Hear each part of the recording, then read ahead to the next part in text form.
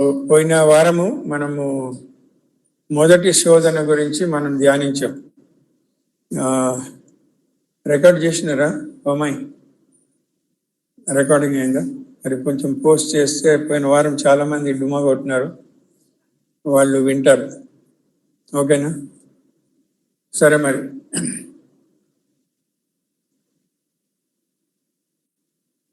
యేసు ప్రభును పంపేది తలనొప్పిస్తుందా?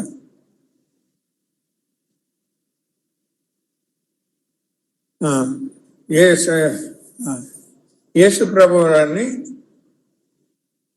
సాతానుడు సాతానుడు వచ్చి శోధించాడా? తొందరగా శోధించాడు.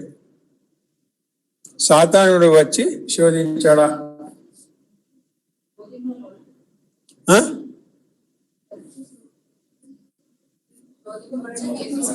శోధింపబడుటకు పరిశుద్ధాత్ముడు యేసు ప్రభువును తీసుకుని వెళ్ళాడు. సాతానుడు వచ్చి యేసు ప్రభువును శోధించలేదు. అది ఎప్పుడు? 40 దినాలు రాత్రులు ఉపవాసం ఉన్న తర్వాత, అంటే చాలా వీక్ మూమెంట్స్ లో, సాధారణంగా వీక్ మూమెంట్స్ లో అందరూ కూడా శోధనలోనే పడతారు. సో ఒకప్పుడు నేను యేసు ప్రభు వారితో పోట్లాడినాను అనమాట.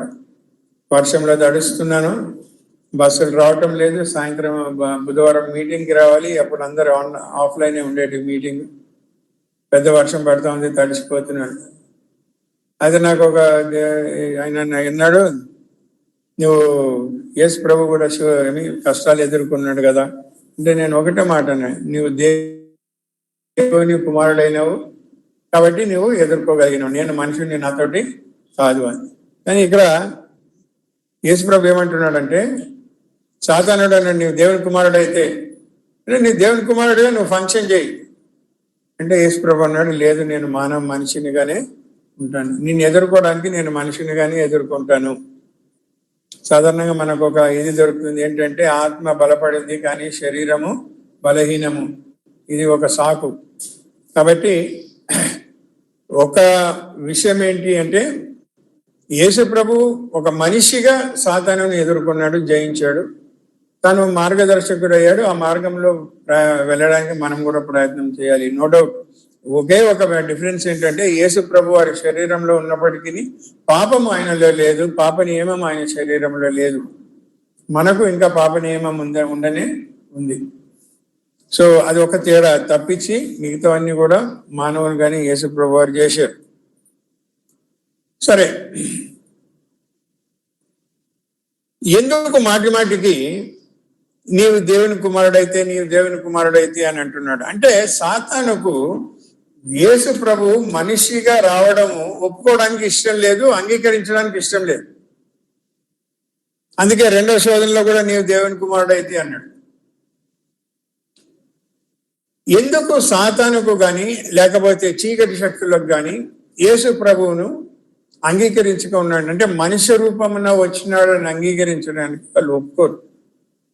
దయ్యాలు కానీ దురాత్మలు కానీ ఒప్పుకోరు.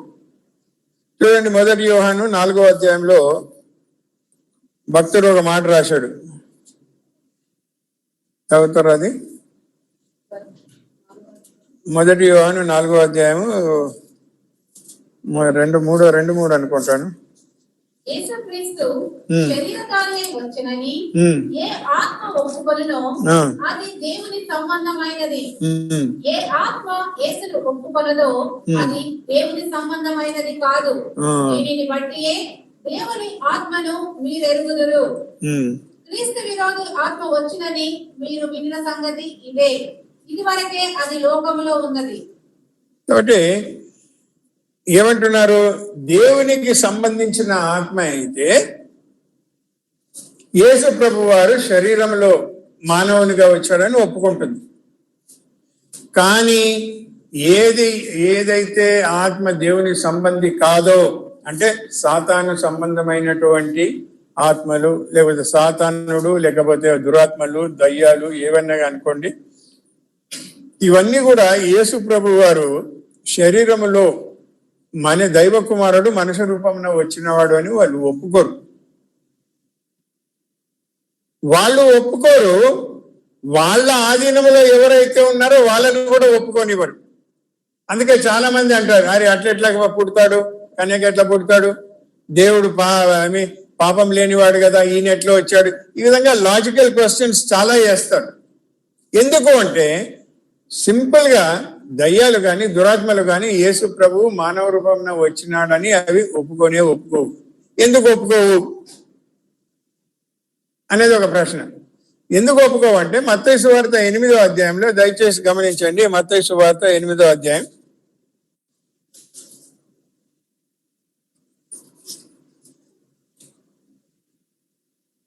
29వ వచనం. వారు, ఇదిగో దేవుని కుమారుడా, నీతో మాకేమి, కాలము రాకమునుపే మమ్మను బాధించుటకు ఇక్కడికి వచ్చితివా అని కేకలు వేసిరి. ఇక్కడ చూడండి, ఈ దురాత్మలు ఏం చేస్తున్నాయి, యేసు ప్రభువుని చూసి ఏమన్నాయి, ఇదిగో దేవుని కుమారుడా, నీతో మాకేమి, కాలము రాకమునుపే మమ్మను బాధించుటకు ఇక్కడికి వచ్చితివా అని కేకలు వేసిరి. అక్కడ ఏం చేస్తున్నాయంటే అన్నారు, what have we to do with the Jesus. యేసు, మళ్ళీ చదవమ్మది. వారు, ఇదిగో దేవుని కుమారుడా, నీతో మాకేమి, కాలము రాకమునుపే మమ్మను బాధించుటకు ఇక్కడికి వచ్చితివా. ఇక్కడ సింపుల్ గా ఒప్పుకుంటున్నారు ఏమని, యేసు ప్రభు మమ్మల్ని బాధ పెడతాడు అంటే ఇంకా కాలం కాలేదంటే ఒక సమయం వస్తుంది, ఆ సమయంలో మమ్మల్ని ఎక్కడ పంపిస్తాడు, బాధ పెట్టే స్థలం అంటే నరకానికి పంపిస్తాడు. అది ఇంకా రాలేదు కాబట్టి నీవు ఎందుకు ఇక్కడికి వచ్చినాయి అన్న. తర్వాత మనం చదివితే ఏమైతుందంటే 31వ వచనం. ఆ దయ్యములు మమ్మను వెళ్ళగొట్టిన ఎడల ఆ పంతుల మందలోనికి పోనివ్వని ఆయనను వేడుకొనెను. ఇప్పుడు ఏమంటున్నాయి ఈ దయ్యాలు, ఏమంటున్నాయి, మేము ఒకవేళ నీవు మమ్మల్ని వెళ్ళగొట్టాలి అంటే మమ్మల్ని ఆ పందులలోనికి పంపించు. ఎప్పుడైతే ఈ దయ్యాలు యేసు ప్రభువుని, యేసు అంటే యేసు ఎవరిచ్చిన పేరు అంటే, యేసు అంటే జనులను తమ పాపముల నుండి రక్షించేవాడు అని వాళ్ళు యేసు అని ఒప్పుకున్నప్పుడు వదిలిపెట్టవలసి వచ్చింది, అక్కడి నుండి వెళ్ళగొట్టబడవలసి, అంటే వాళ్ళు ఓడిపోయినారు. ఎందుకు దయ్యాలు కానీ దురాత్మలు కానీ ఈ సాతానుడు కానీ యేసు శరీరంలో వచ్చినాడు అని ఒప్పుకోరు అంటే, ఒకవేళ ఒప్పుకుంటే ఏమైపోతుంది, వాళ్ళు ఓడిపోతారు. ఎవరు కూడా ఓటమి ఒప్పుకోరు. అందుకే యేసు ప్రభు శరీరంలో వచ్చాడని అవి ఒప్పుకోవు. అదే 1 యోహాను 4వ అధ్యాయం 2-3 వచనాల్లో చెప్పబడింది. దురాత్మలు కానీ సాతాను సంబంధమైనటువంటి ఏదైనా సరే వ్యక్తులే కానీ యేసు ప్రభువు శరీరంలో వచ్చినాడని వాళ్ళు ఒప్పుకోరు. ఒప్పుకుంటే వాళ్ళు ఓడిపోయినట్టే, ఓటమి అంగీకరించడానికి ఇష్టం లేదు. ఎందుకంటే వాటి సమయం ఇంకా రాలేదు, ఆ సమయంలో ఇంకా నరకానికి పంపించబడాలి, అందుకే అవి ఒప్పుకోవన్నమాట. సో ఇక్కడ మొత్తానికి యేసు ప్రభు సాతానుతోటి మాటికి సాతానుడు దైవ కుమారుడు అని అన్నప్పుడు యేసు ప్రభు అంటున్నారు, నేను మనిషినిగా నేను నిన్ను ఎదుర్కొంటున్నాను. ఇది వాస్తవంగా మనం చేయాలి. ఎందుకు మనిషిగా ఎదుర్కోవాలనుకుంటున్నాడు పోయినసారి చెప్పాను. ఏమని ఏం చెప్పాను, వచ్చిన వాళ్ళు చెప్పాలి.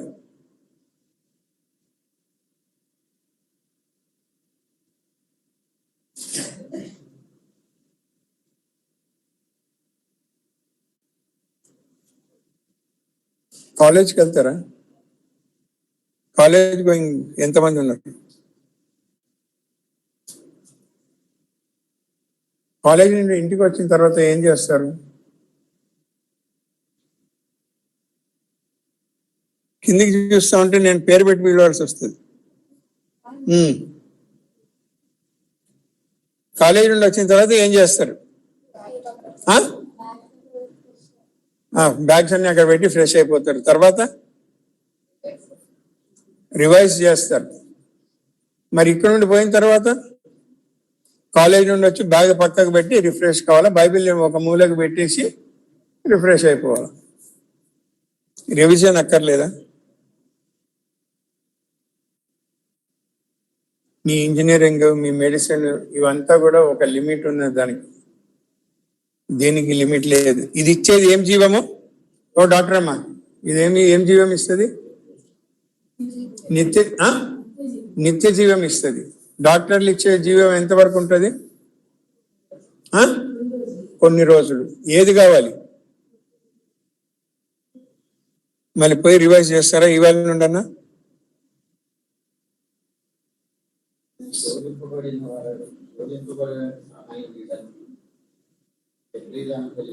హెబ్రీలో చెప్పబడిన శోధింపబడిన వారి సహాయం చేయడానికి, వారి ఎడల జాలి పడడానికి ఆయన శోధించబడ్డాడు. ఇంకొకటి మెయిన్ రీజన్ చెప్పాను, సాతాను ఎవరిని చూసి భయపడతాడు? మంచిగా రివైజ్ చేసినాడు. Very good. మనుషుల్ని చూసి భయపడతాడు. ఎందుకు? ఎందుకు?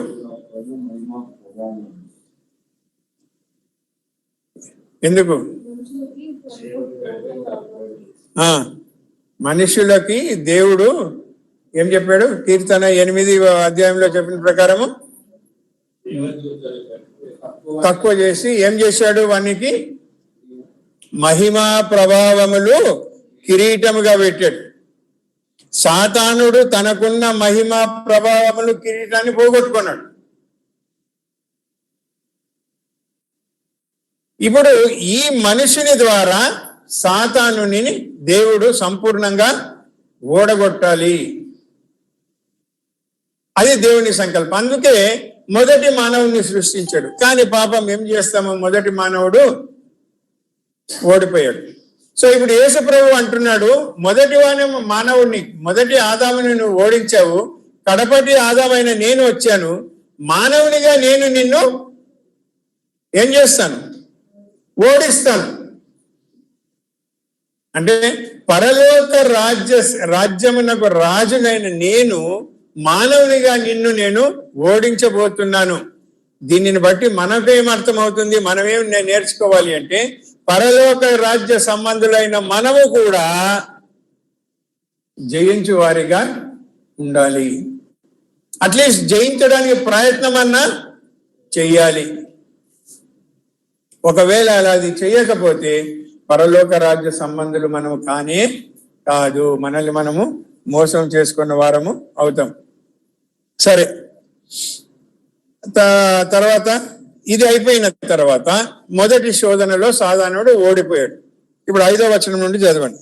అంతటా అపవాది పరిశుద్ధ పట్టణమునకు ఆయనను తీసుకొని పోయి దేవాలయ శిఖరమున ఆయనను నిలువబెట్టి, నీవు దేవుని కుమారుడవైతే క్రిందికి దుముకుము, ఆయన నిన్ను గూర్చి తన దూతలకు ఆజ్ఞాపించును, నీ పాదం ఎప్పుడైనను రాతికి తగలకుండా వారు నిన్ను చేతులతో ఎత్తుకొందరు అని రాయబడి ఉన్నదని ఆయనతో చెప్పాను. సో మొదటి శోధన, మొదటి పరీక్ష దేనికి సంబంధించినది?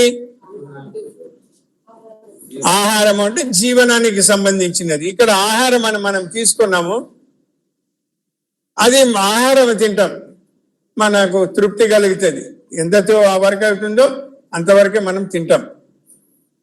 కొంతమంది సంపాదన వారికి ఆహారం, కొంతమందికి కీర్తి వారికి ఆహారం. సో ఇక్కడ ఆహారము అనేది, లేకపోతే మొదటి శోధన, మొదటి పరీక్ష జీవనానికి సంబంధించింది. It is something which is related to our living or our life. మన జీవనానికి సంబంధించినది ఏదైనా కావచ్చు.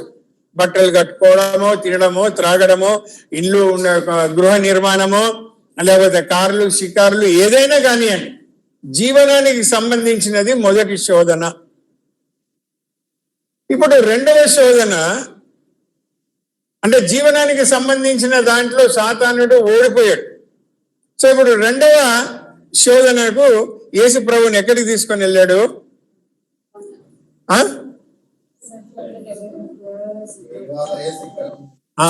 కొండ ఎక్కడ పోయిందమ్మా? నువ్వు చదివింది, నువ్వు కొండని చదివావా?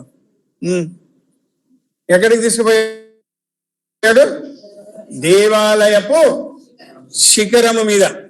ఈ శిఖరము అంటే మనకు సాధారణంగా ఏమనిపిస్తుంది అంటే గోపురము అనుకుంటాం మనం, కానీ అది కాదు. ఎందుకంటే యెరూషలేము మందిరము ఏదైతే కట్టబడిందో సాతానుడు తీసుకుపోయాడో ఆ మందిరానికి శిఖరం లేదు. దానికి కుడి ఎడమల వైపున కొంచెం ఎత్తుగా బిల్డింగ్స్ ఉండేటివి. నేను ఏదో బైబిల్ స్టడీలో చెప్పినా కదా, ఏహెచ్కేల్ బైబిల్ స్టడీలో చెప్పాను మందిరం ఏ విధంగా ఉండింది. ఏమి వెలుపటి ఆవరణము, పరిశుద్ధ స్థలము, అతి పరిశుద్ధ స్థలము, ఇరు ప్రక్కన 2 బిల్డింగ్లు ఉండేటివి. మర్చిపోయాం, నేను కూడా చెప్పదలుచుకోలేదు, జ్ఞాపకం చేయదలుచుకోలేదు. సరే, పక్కన ఒక బిల్డింగ్ ఉంది, ఆ బిల్డింగ్ మీదకి తీసుకుపోయాడు. అది ఎత్తుగా ఉంటుంది అనమాట. ఆ బిల్డింగ్ మీదకి తీసుకొని పోయి ఏమన్నాడు? ఇప్పుడు చదివినారు కదా, నువ్వు ఇక్కడ నుండి దుంకు ఆయన నిన్ను గూర్చి తన దూతలకు ఆజ్ఞాపించును, నీ పాదం ఎప్పుడైనాను రాతికి తగలకుండా వారు నిన్ను చేతులతో ఎత్తుకొందురు. ఇది ఎక్కడ రాయబడింది అని వ్రాయబడి ఉన్నదని ఆయనతో చెప్పాడు. ఇప్పుడు సాతానుడు చాలా తెలివి గలవాడు, మహా తెలివి గలవాడు. ఇంతవరకు సహోదరుడు ఒక మాట అన్నాడు, దేవుడు ఎవరట ఏవో చెప్పాడు, పదం ఉపయోగించాడు. దేవుడు మహోన్నతుడు, సాతానుడు ఉన్నతుడు. సాతానుడు ఉన్నతుడు, దేవుడు మహోన్నతుడు. ఎందుకంటే దేవుని తర్వాత అతన్నే ఆ స్థానం ఇచ్చాడు దేవుడు అతనికి. సో వీనికి తెలిసినంత వాక్యం మరి ఎవరికి తెలియదండి. మహా గొప్ప గొప్ప బైబిల్ స్కాలర్స్ కూడా సాతాను ముందు పనికిరారు, అంత బైబిల్ జ్ఞానం ఉంది సాతానుకు. అందుకే ఏం చేశాడు, ఓహో నువ్వు వాక్యం ద్వారా నాకు ఎసురు పెట్టినావు కదా, ఇప్పుడు చూడు నేను నీ పని పడతా అని మళ్ళీ వాక్యం ద్వారానే శోధన తీసుకొని వచ్చాడు. అర్థమైంది? సో ఇక్కడ ఇది ఎక్కడ రాయబడింది? వెరీ గుడ్, కీర్తన 91లో రాయబడింది. దేవుడు సంరక్షిస్తాడా? అవసరం వస్తే చెయ్యొచ్చు, అవసరం లేకపోతే చేయడు. ఉదాహరణకు దానియేలు దీంట్లో వేసినప్పుడు, సింహాల బోన్లో వేసినప్పుడు దానియేలు ఏమంటాడు? 6వ అధ్యాయంలో 2వ వచనంలో ఏమంటాడు? దేవుడు తన దూతను పంపి వాటి నోళ్ళు మోయించాడు. చదవండి, దానియేలు 6:22 అనుకుంటాను.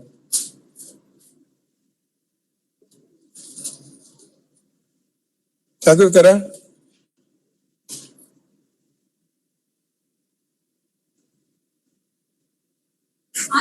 ఈ సండే స్కూల్ యూత్ మీటింగ్ లో books of the Bible serial గా నేర్చుకోండి దయచేసి.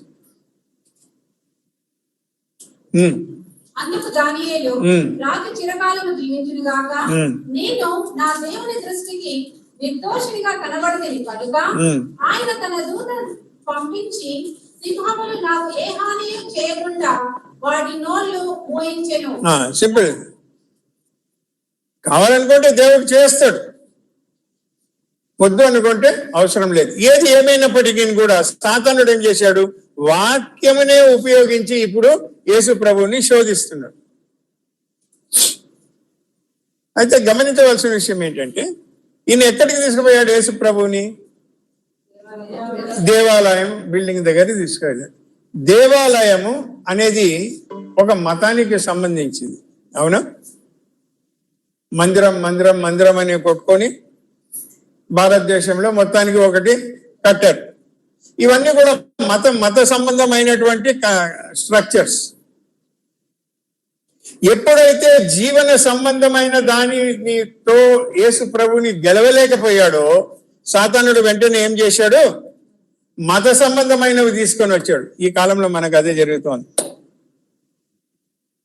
ఎందుకంటే మతం అనేది ఒక మత్తు, మతి నుండి పుట్టింది మతం. దేవుడు సృష్టించినప్పుడు మానవునికి మతం లేదు, మతాలు తర్వాత వచ్చినాయి. ఇప్పుడు యేసు ప్రభువుని ఎప్పుడైతే మతము ద్వారా శోధించాలి అని అనుకున్నాడో, యేసు ప్రభు దానికి కూడా లొంగలేదు. యాక్చువల్లీ ఇక్కడ ఏమంటున్నాడు సాతానుడు అంటే, నువ్వు పైనుండి కిందికి దిగితే దూకితే దూతలు నిన్ను పట్టుకుంటారు. అప్పుడు ఏమైపోతుందంటే అది ఒక గొప్ప మహత్కార్యం అయిపోతుంది, అది ఒక సూచక క్రియ అయిపోతుంది. అంత పైనుండి కిందకి దిగితే కూడా ఏమీ కాలేదు. అందరూ నిన్ను ప్రశంసిస్తారు, అందరూ నిన్ను ఒప్పుకుంటారు దేవుడని. ఎంత మంచిగా తెలివిగా కుయుక్తితోటి శోధన తీసుకొని వచ్చాడు. దీన్ని బట్టి మనకేమర్థం అవుతుందంటే, ఒక మతము సాధారణంగా బలమైన మతం అనుకుంటే సూచక క్రియలు ఉండాలి, లేకపోతే మహత్కార్యాలు జరగాలి. అప్పుడే దాన్ని ఎవరైనా గుర్తిస్తారు. ఈ కాలంలో అదే జరుగుతోంది. దీనిని ఆసరా చేసుకొని చాలా మంది సూచక క్రియలు, మహత్కార్యములు, గొప్ప కార్యములు అని మొదలు పెట్టారు. ఇవన్నీ కూడా సాతాను శోధనలు. ఆ శోధనలకు లొంగిపోయిన వాడే సూచక క్రియలు కోరుకుంటాడు, ఆ శోధనకు లొంగిపోయిన వాడే మహత్కార్యాలు కోరుకుంటాడు.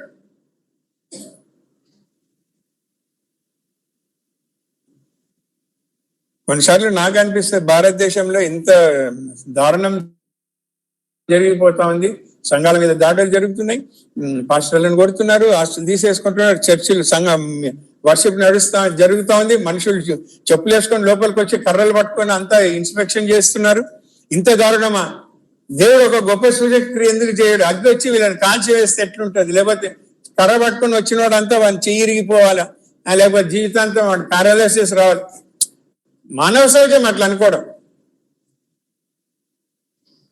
కానీ యేసు ప్రభు అది ఒప్పుకోలేదు. ఎందుకంటే సూచక క్రియ చేస్తే అది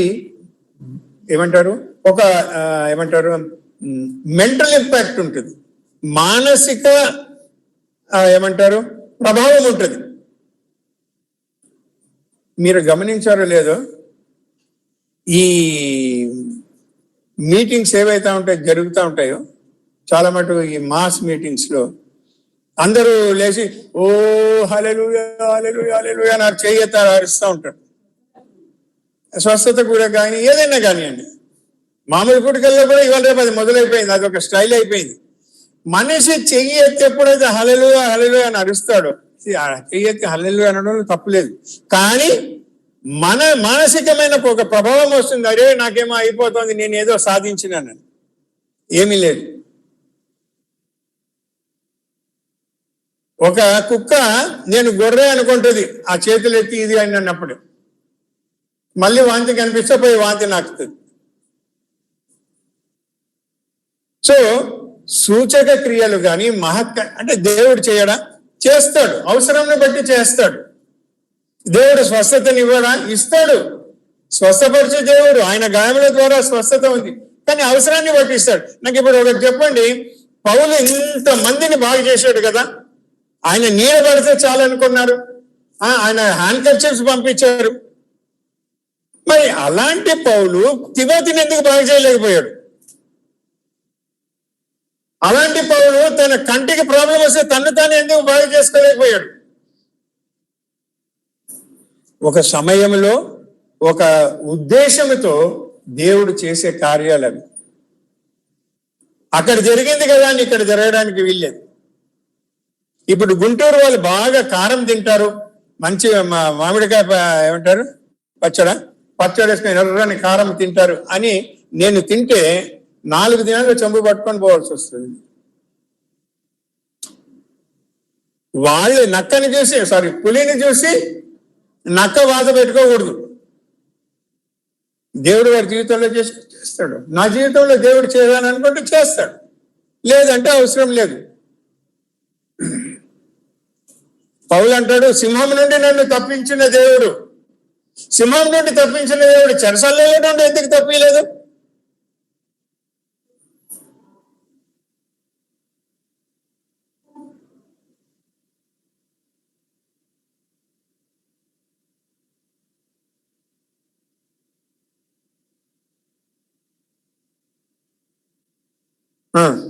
సరే, ఇంకా ఎక్కడున్నా మనం? శోధించమన్నాడు కదా. సో జీవనానికి సంబంధించిన అయిపోయిన దాంట్లో ఇప్పుడు ఆయన ఎందుకు దూకమన్నాడు? మత సంబంధమైనది. గమనించండి, మన జీవితంలో లేకపోతే మనము వ్యక్తిగతంగా మనం చూస్తే ప్రాణము, ఆత్మ, శరీరం. తెస్సలోనికీయులకు రాసిన మొదటి పత్రిక 5వ అధ్యాయం 23వ వచనం చదవండి.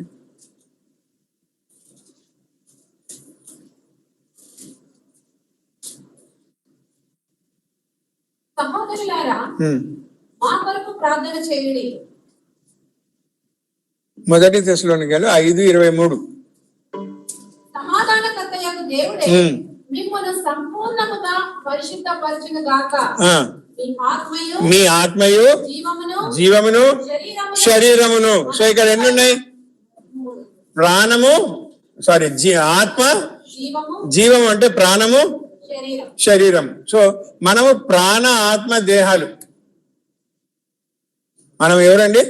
ప్రాణ, ఆత్మ, దేహాలు. మనము ఇంతవరకు వాక్యంలో చెప్పబడినప్పుడు ఎఫెసీయులకు రాసిన పత్రిక 2వ అధ్యాయం ప్రకారము మనము పుట్టినప్పుడు మనము చచ్చిపోయిన స్థితిలో ఉన్నాం. అంటే మన ఆత్మ చనిపోయిన స్థితిలో ఉంది పాపము వలన. జీవము గల పరిశుద్ధాత్ముడు మన ఆత్మతోటి ఒకటైనప్పుడు మనము కూడా రీజనరేట్ అవుతాం. మనము కూడా ఆత్మీయంగా జీవిస్తాం. అలా జీవించిన ఆత్మ ప్రాణము మీద తన ప్రభావము చూపించాలని ప్రయత్నం చేస్తుంది. ఎప్పుడైతే ప్రాణము ఈ ఆత్మ యొక్క అంటే పరిశుద్ధాత్మతో జోడించబడిన మానవుని ఆత్మ ఆధీనంలోకి వస్తుందో అప్పుడు ఆ జీవుడు ఏం చేస్తాడంటే పరిశుద్ధాత్మ దేవుని ఆధీనంలో ఉంటాడు. అలాంటి వ్యక్తి దేవుని చిత్తం ఏమైతే అదే నా జీవితంలో జరుగుతుంది అంటాడు. అలాంటి వ్యక్తే మనిషి జీవనానికి సంబంధించిన శోధనలను ఎదుర్కొంటాడు, మత సంబంధమైన శోధనలను ఎదుర్కొంటాడు. ఇప్పుడు కీర్తనగాడు ఏమన్నాడు? నా ప్రాణమా యెహోవాను సన్నుతించుము. ఎందుకన్నాడు? నా ఆత్మ యెహోవాను సన్నుతించుము అనలేదు. నా ప్రాణమా. యెహోవా ఏం చేశాడంటే నా ఆత్మతో తన ఆత్మ ఒకటైంది. ఆ ఆత్మ ఇప్పుడు ప్రాణమును తన యొక్క స్వాధీనంలో తీసుకొనింది. కాబట్టి నా ప్రాణమా యెహోవాను సన్నుతించుము. యేసు ప్రభు వారు యోహాను సువార్త 4వ వచనంలో ఏమన్నాడు? ఆత్మతోను సత్యముతోను దేవుణ్ణి ఆరాధిస్తారు. ఇక్కడ మరి ఆత్మతో ఆరాధించడం అంటే ఏంటి? అక్కడేమన్నాడు? నా ప్రాణమా యెహోవాను ఆరాధించము. ఇక్కడేమో యేసు ప్రభు వారు అంటున్నారు ఆత్మతో దేవుణ్ణి ఆరాధించడం. అంటే అర్థం ఏంటంటే ఆత్మ పరిశుద్ధాత్మనితో జోడించబడిన నా ఆత్మ నా ప్రాణము మీద ప్రభావము కలిగి ఉంది. కాబట్టి నా ప్రాణము ఈ యొక్క ఆత్మ ఆధీనములో ఉండి దేవునిని ఆరాధిస్తుంది, స్తుతిస్తుంది. అలాంటి ప్రాణము ఎప్పుడు కూడా మత సంబంధమైనటువంటి లేకపోతే భావోద్రేకాలకు సంబంధించిన ఏమంటారు ఏదైనా సరే దానికి అది తల వంచదు. సో అదే యేసు ప్రభు వారు ఇక్కడ చేశారు. ఆయన దేవుని కుమారుడు గనుక మనిషిగా సాతానుని ఎదిరించాలి గనుక ఆయన ఏం చేశాడంటే వీడు శోధన తీసుకొని వస్తున్నా ఈ శోధనకు నేను లొంగను. కానీ ఇప్పుడు ఏం చేయాలి? వెంటనే ఏం చేసినాడంటే వాక్యములో ఏమని రాయబడింది? మళ్ళీ చదవండి, అది 7వ వచనం ఆయన జవాబు చెప్పాడు కదా.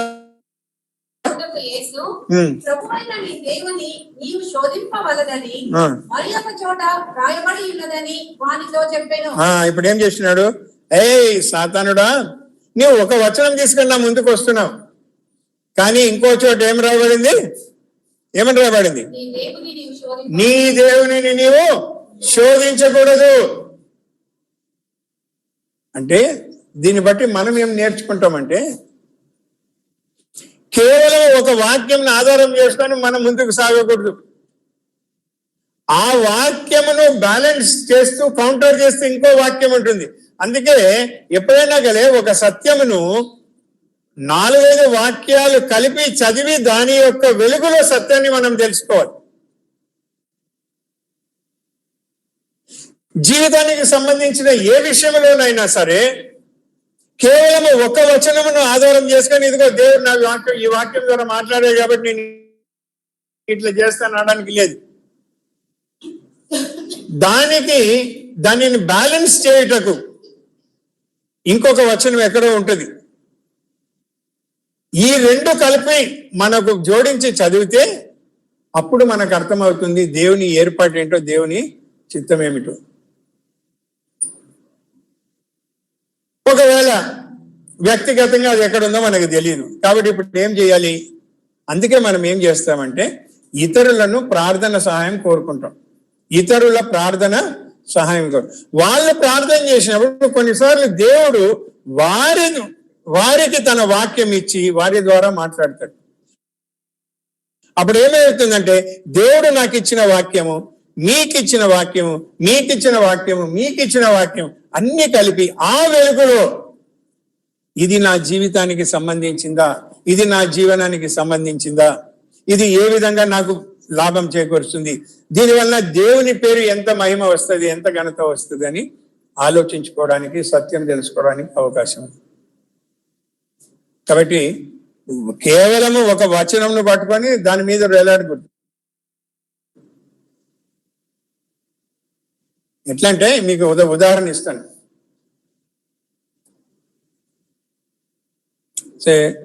అనుకుందాం, ఇవాళ నా దగ్గర ఒక 10,000 రూపాయలు ఉన్నాయి. ఈ 10,000 రూపాయలు నేను అమ్ముకు అంటే ఆమె ఏమైపోతుంది అమ్మ ఏమైపోతావు నువ్వు? షాక్ అవుతావు, ఇంకా హ్యాపీగా ఫీల్ అవుతుంది. అది ఒక భాగం మాత్రమే. అమ్ముకు కాక అమ్ము పక్కన ఉన్న అవిలా అంటే వెంటనే ఆమె ఇట్లా అయిపోతుంది, ఈమె వెలిగిపోతుంది. అవిలా కూడా కాక, so there is a link అనమాట. అది కంప్లీట్ కావాలి. అదేవిధంగా వాక్యంలో ఒక భాగాన్ని తీసుకొని उयाल ऊगడానికి వీలేదు. कपूर भाई वो रकेट में आ जाते क्या कर रहे थे? गलत है वो, ऐसा मत करो तुम. हम बाहर किचन में लगाना. సరే, యేసు ప్రభు దుంకాడా పైనుండి?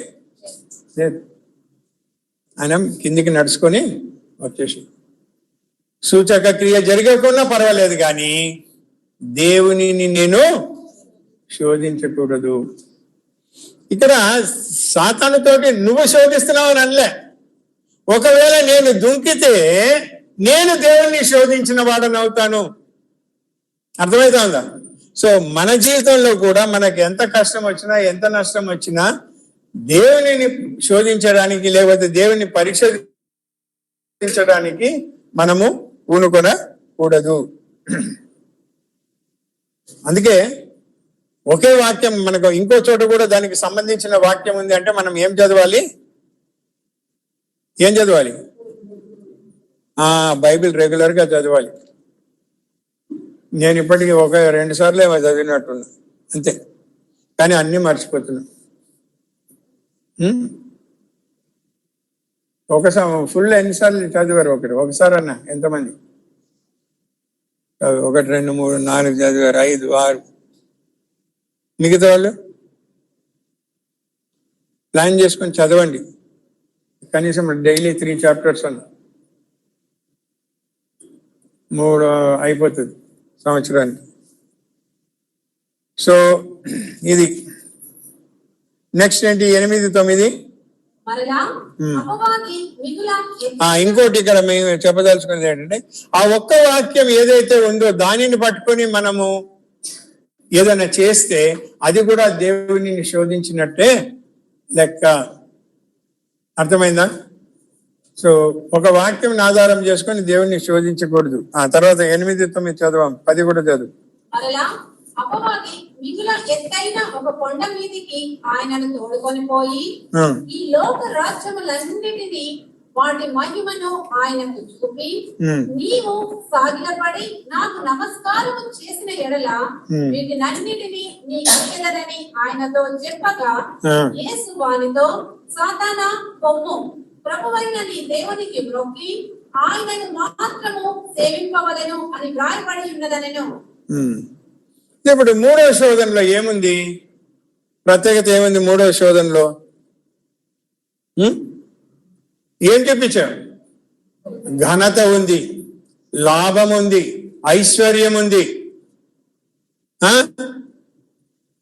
హాయిగా ఒక రాయల్ లైఫ్. ఎవరైనా సరే సుఖమైన జీవనం కలిగి ఉండాలనుకుంటారు. ఎవరు కూడా దీనునిగా ఉండాలని కోరుకోరు, దరిద్రులుగా ఉండాలని కోరుకోరు. అవన్నీ ఉన్నాయి సాతానుడు చూపించిన దాంట్లో. ఇప్పుడు సాతానుడు అంటున్నాడు, నీవు నాకు మ్రొక్కితే ఇవన్నీ నేను నీకు ఇస్తాను. సింపుల్ కదా? అంటే సాతాను యొక్క ముందు హృదయంలో ఉన్న వాంఛ ఏంటి?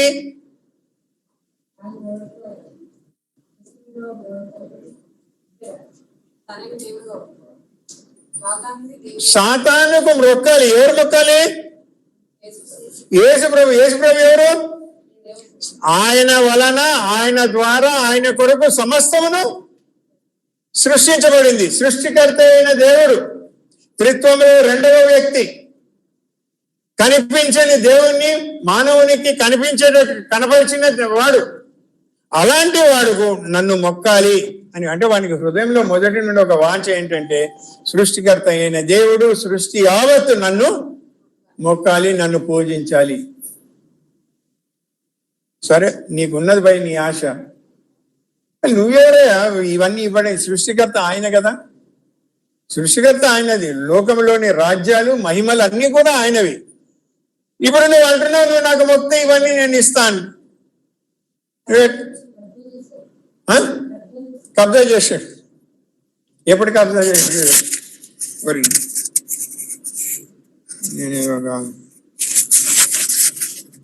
ఎప్పుడు కబ్జా చేశాడు?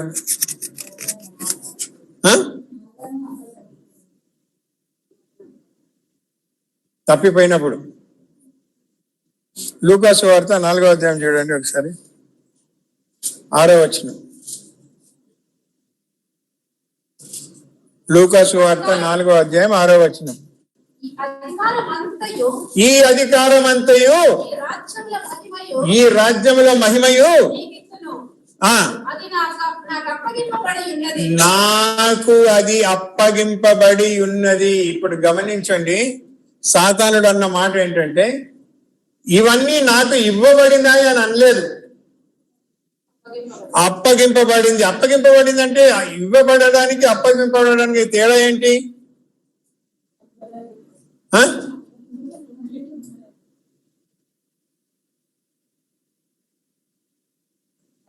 ఇదిగో ఇప్పుడు నా మొబైల్ ఈమెకి ఇచ్చి తీసుకో అంటే నేను ఇచ్చినట్టు, పట్టుకో అంటే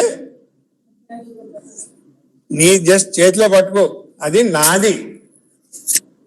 సో వీడు ఏమంటున్నాడంటే, నాకు అప్పగింపబడింది.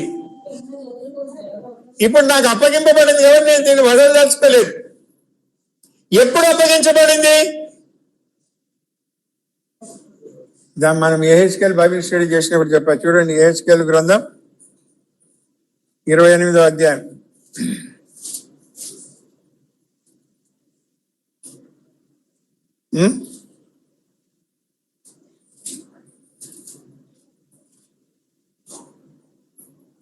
పదమూడు నుండి 19 వరకు, కానీ 13, 14 చదవండి చాలు. దేవుని తోటయగు ఏదోనులో నీ ఉంటివి, మాణిక్యము, గోమేధికము, సూర్యకాంతమని, రక్తవర్ణపు రాయి, సులిమాని రాయి, మరకతము, నీలము, పద్మరాగము, మాణిక్యము, అమూల్య రత్నములతోను బంగారముతోను నీవు అలంకరింపబడి ఉన్నావు. నీవు నియమింపబడిన దినమున పిల్లల క్రోవులు వాయించువారును నీ సిద్ధమైరి. అభిషేకము నందిన కెరూబువై ఒక ఆశ్రయముగా నీ ఉంటివి. అందుకే నేను నిన్ను నియమించి తిని. అందుకే నేను నిన్ను నియమించి తిని, నిన్ను నియమించి నేను నీకు అప్పగించినట్టు. సో దేవుడు లూసిఫర్ తో అంటున్న మాట ఇది. నీవు మహా గొప్పవాడవు, లేదా నువ్వు గొప్పవాడవు, నీవు అందవాడు, నీవు జ్ఞానం ఎక్కువ ఉంది, వైభవం ఉంది నీకు. నేను నిన్ను ఏం చేసినాను? నియమించి నాకున్న సమస్తమును నీ చేతికి నేను అప్పగించినాను. సో ఆదామును సృష్టించక మునిపే దేవుడు ఈ యొక్క సర్వాధికారాలు, లోక సంబంధమైనవన్నీ కూడా ఆయన చేతికి, మీరు 19 వరకు చదివితే మీకు క్లారిటీ వస్తుంది. సో ఇక్కడ యేసు ప్రభు సృష్టికర్త అయిన దేవుడు లూసిఫర్ కు ఇచ్చాడు. తర్వాత ఏం జరిగిందో మనకు తెలుసు. లూసిఫర్ ఏం చేశాడు? తిరుగుబాటు. మనకి ఇవన్నీ చూసే వాళ్ళకి ఏమైపోయింది? ఒక విధమైనటువంటి గర్వం వచ్చేసింది. వచ్చి ఏమనుకున్నాడు? సృష్టికర్త అయిన దేవుడు సైతము. ఇది ఎట్లా ఉంది అంటే, సపోజ్ నేను ఒక ఇంట్లో పని మనిషి అనుకోండి. సో వాళ్ళు ఇంటివారు యజమాని నన్ను నమ్మి, మొదట నేను చాలా బాగున్నాను, నా పనితనము నన్ను చూసి నమ్మి ఇంటి తాళం చేయడం నాకు ఇస్తాడు. సాధారణంగా ఏమవుతుందంటే అత్త కోడలికి ఇస్తుంది. ఆ ఇంట్రెస్ట్ ఆ ఎగ్జాంపుల్ తీసుకుందాం, బాగుంటుంది. అత్త కోడలికి ఇస్తుంది. సో కోడలు ఇప్పుడు చేతిలో తాళం చేయి పెట్టుకొని ఉంది ఇంటిది. సో ఇప్పుడు కోడలు ఏమనుకుంటుంది అంటే, అరే మా అత్త నాకు ఇచ్చింది కాబట్టి నేను అన్ని విషయాల్లో మాకు నమ్మకం ఉండాలి, కాబట్టి ఏదైనా కూడా నేను అన్నిటికీ రెడీగా ఉండాలి. అది ఒక తలంపు. ఇంకొక తలంపు ఏంటంటే, నాకు ఇచ్చింది కదా, ఇప్పుడు పెత్తనం అంతా నాది, ఏం అవసరం వస్తే సచ్చినట్టు నన్నే అడగాలి. అది ఇంకొక విధానమైనటువంటి తలంపు. సో ఈ రెండో విధానంలోకి లూసిఫర్ వచ్చాడు. ఆ విధంగా ఏమైపోయింది? వీళ్ళలో గర్వం, అహంకారం వచ్చి సమస్తం నాకు కావాలి అని అనుకుంది. అప్పుడు యెషయా గ్రంథం 14వ అధ్యాయం చదవండి.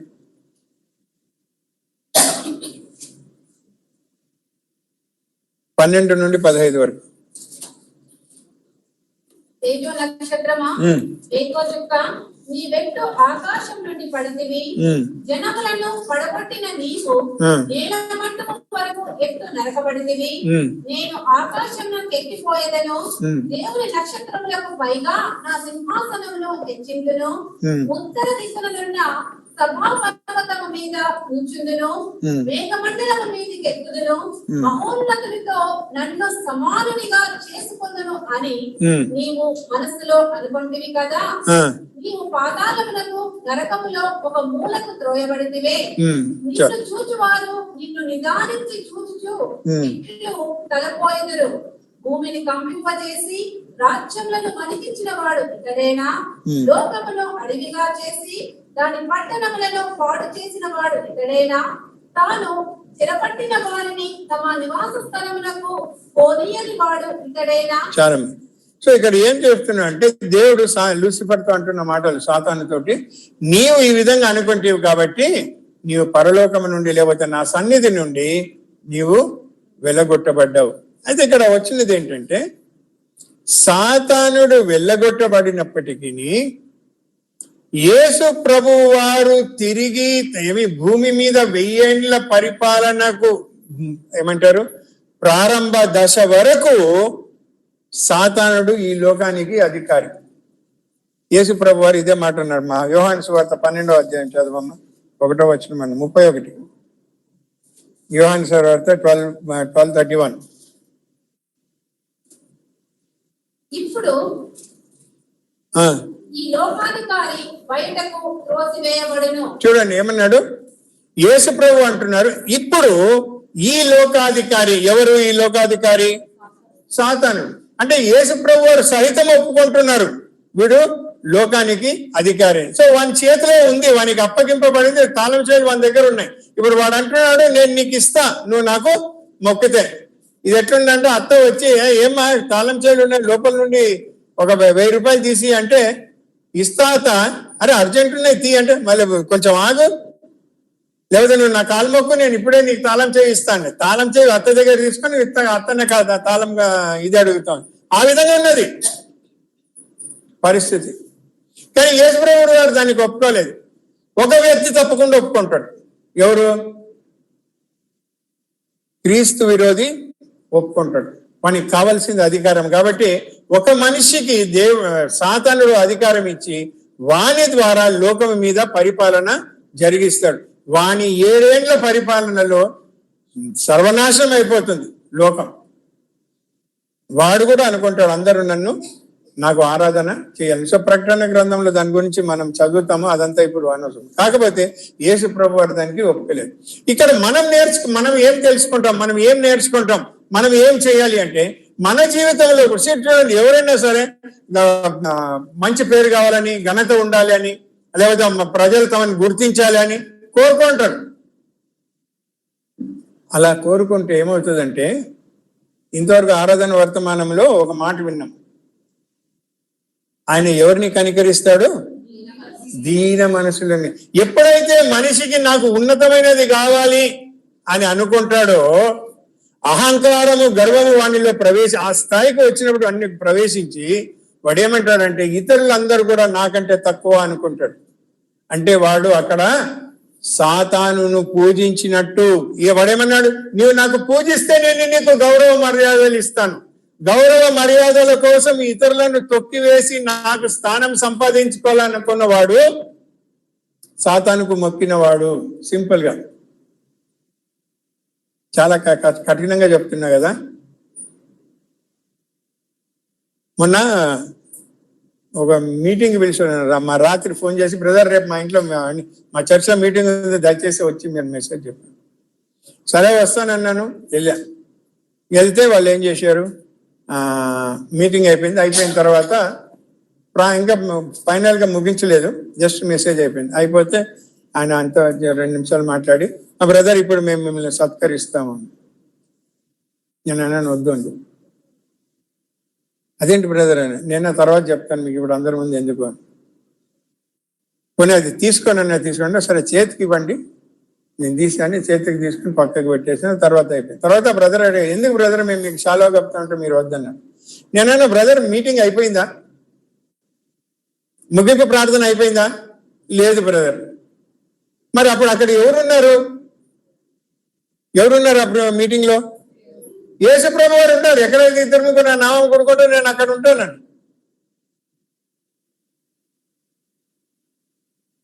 ఆయన ఉన్నప్పుడు మీరు నన్ను గౌరవిస్తే, గణపరిస్తే ఆయన ఏం చేసినట్టు అవుతుంది? సింపుల్.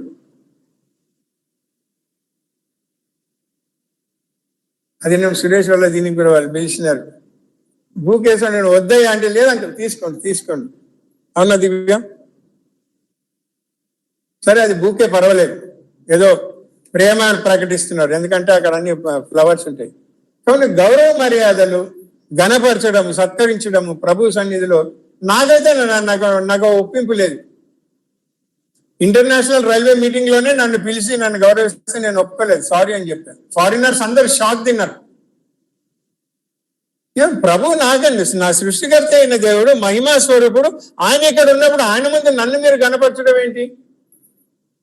సారీ, నేను ఒప్పుకున్నాను. మేము మీటింగ్ తర్వాత చేయండి, అది వేరే విషయం.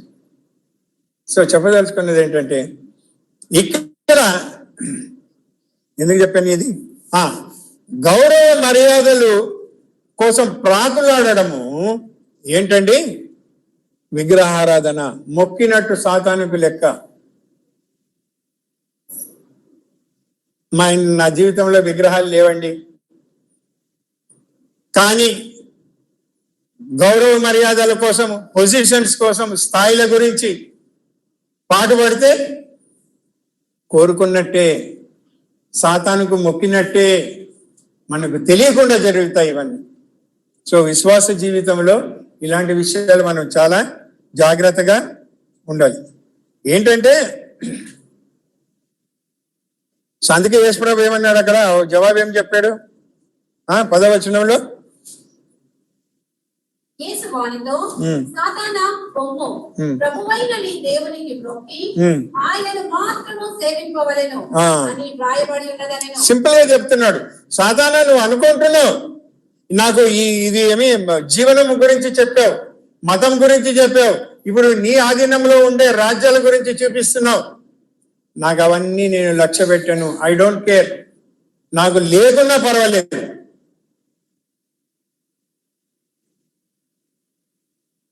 ఎందుకు అంటే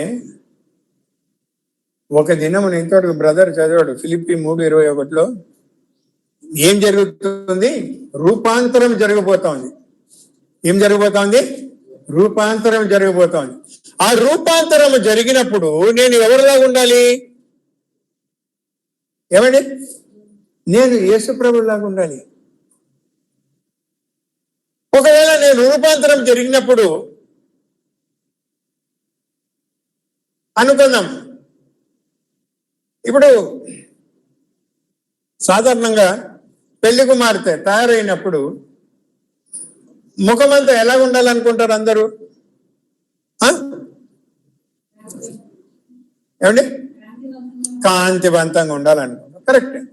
సో ఆ అమ్మాయి వచ్చింది, కాంతివంతంగా ఉండాలని కోరింది. కానీ ఆమె స్నేహితురాలు వచ్చింది.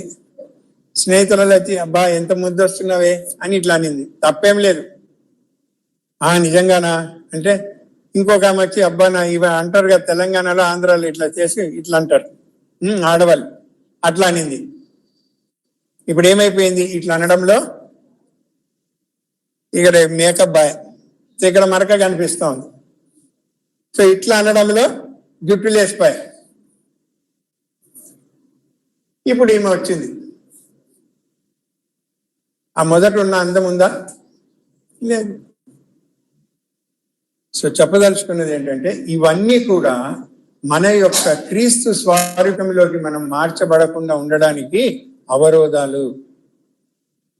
కాబట్టి ఈ విషయంలో ప్రతి విశ్వాసులుగా మనం జాగ్రత్తగా ఉండాలి. అది ఎవరైనా సరే. నేను చెప్పిన చాలా మందికి నచ్చి ఉండకపోవచ్చు, కానీ మీకు నచ్చాలని నేను చెప్తే నేను దేవునికి లెక్క చెప్పుకోవాలి. చెప్పడం నా విధి, స్వీకరిస్తే స్వీకరించండి, లేకపోతే లేదు. కాబట్టి జీవన సంబంధమైనది కానీ, మత సంబంధమైనది కానీ, ఘనత సంబంధమైనది కానీ ఏ శోధనకి, గమనించండి, మన జీవితంలో వచ్చేటి ఈ మూడిటికి సంబంధించిన శోధనలే, వేరేవి రానే రావు. గ్యారంటీ రాసిస్తా. ఈ మూడింటికి సంబంధించినదే వస్తుంది. సింపుల్ గా ఏమా అడిగినాం అనుకో, ఏమా పింకీ ఎందుకు లేట్ వచ్చింది? నీ పింకీనా? నీ పేరేంటి? నిసి ఏం లేట్ వచ్చిన? దోశలు వేస్తా ఉంటాయి అంకుల్. దేనికి సంబంధించింది? జీవనానికి సంబంధించింది. రెండోది, ఏమ్మా నిసి లేట్ వచ్చినావు? నేను ప్రార్థన చేసుకుంటుంటే అంకుల్. దేనికి సంబంధించింది? ఎగ్జాంపుల్ చెప్తాను, నువ్వు కాదు ఉట్టినట్లే. దేనికి సంబంధించింది? విశ్వాసానికి, మతానికి సంబంధించింది. మధ్యలో ఫ్రెండ్స్ కలిసినారు, రావే, నువ్వు లేకపోతే మేము అది కొనుక్కోలేము, నువ్వే సెలెక్ట్ చేయగలవు, నువ్వు తప్ప ఎవరు చేయలేవు. ఎందుకమ్మా లేట్ వచ్చినావు? నా ఫ్రెండ్స్ కలిసినారు అంకుల్, వాళ్ళు అన్నారు ఇట్లా అన్నారు. ఆమెకి ఏమికి వచ్చింది అక్కడ? ఘనత. ఏదో ఈ మూడిటికి సంబంధించి వేరే శోధన రాదు.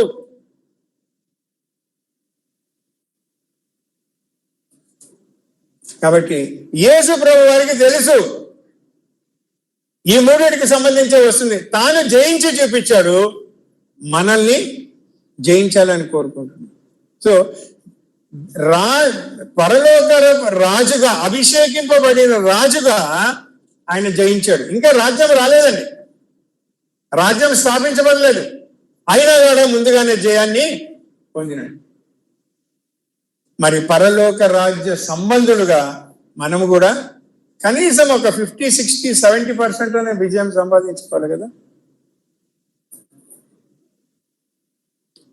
స్టూడెంట్స్ లో చాలా మంది ఉంటారండి, అడుగుతారు. అయిపోయింది, నేను ముగించేస్తాను. స్టూడెంట్స్ లో మొద్దు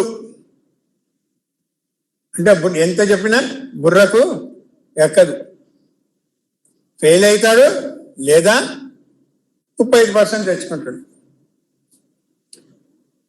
60-70 తెచ్చుకుంటే ఏమంటారు? యావరేజ్ అంటారు. 90s లో వస్తే ఎక్సలెంట్ అంటారు. వాడు మొద్దోడైనా కూడా తల్లిదండ్రులు పొట్టికి వాడిని ఎక్సలెంట్ చేస్తారు. వాడు ఎక్సలెంట్ మార్కుల వరకే, బుర్రలో కాదు. బుర్ర అంతా ఖాళీ ఉంటుంది. మనం అలాంటి విశ్వాసాలు కాకూడదు. నేను మీకు చెప్తాంటే అట్లా జరగకూడదు. కానీ ఇంతమంది ఎవరైతే దేవుని సేవ చేస్తున్నారో వాళ్ళు ఎంతమంది మత సంబంధమైనటువంటి శోధనలో పడ్డారో అది మీ కళ్ళారా మీకే తెలుసు. ఎంతమంది మహిమా గౌరవాలకు సంబంధించి ఇది పడ్డారు. నేను చాలా మందిని చూశాను మా ఎయిర్ ఫోర్స్ గ్రూప్లో. వాళ్ళు ఎక్కడో వాళ్ళకు వెళ్తారు ఇది ఇవ్వడానికి, ప్రసంగం చేయడానికి. అవన్నీ వేసుకొని చెప్పేసి ఎవరి కోసం? అసలు ఎవరిది సేవ? పరిచర్య ఎవరిది? సేవ ఎవరిది? ఆయనది. ఆయన చూసుకుంటాడు. ఆయన గురించి నా ఫోటోలు ఎందుకండి? ఒకసారి చెన్నైలో బ్రదర్ శ్రీరామ్ గారు వచ్చారు కదా మన దగ్గరికి. ఆయన అన్నాడు, బ్రదర్ నేను అంటే లీఫ్లెట్స్ వేస్తున్నాము, మీ ఫోటో పంపించండి. నిన్న ఫోటో గిట్టాలి నాకు వద్దని. ఎవరి కోసం? ఎవరి సేవ? ఎవరి రాజ్యం? నేను కేవలం ఒక సేవకుని మాత్రమే. ప్రాముఖ్యత ఎవరికి రావాలి? దేవుని. రాజు ఆయన, సేవకుని నేను. ఇక కొన్ని చోట్ల తప్పదు, అది వేరే విషయం అనుకోండి. సో చెప్పదలుచుకున్నది ఏంటంటే 3 విధములైనటువంటి 3 ఏరియాస్లో శోధకుడు మనల్ని శోధిస్తాడు. జీవితాంతము, ప్రతి క్షణం, ప్రతి రోజు, ప్రతి గంట, ప్రతి నిమిషం ఏదో విధంగా ఆ శోధనలో వస్తుంది. చూడండి ఎంతమంది సోకాల్డ్ ప్రీచర్స్ ఉన్నారు.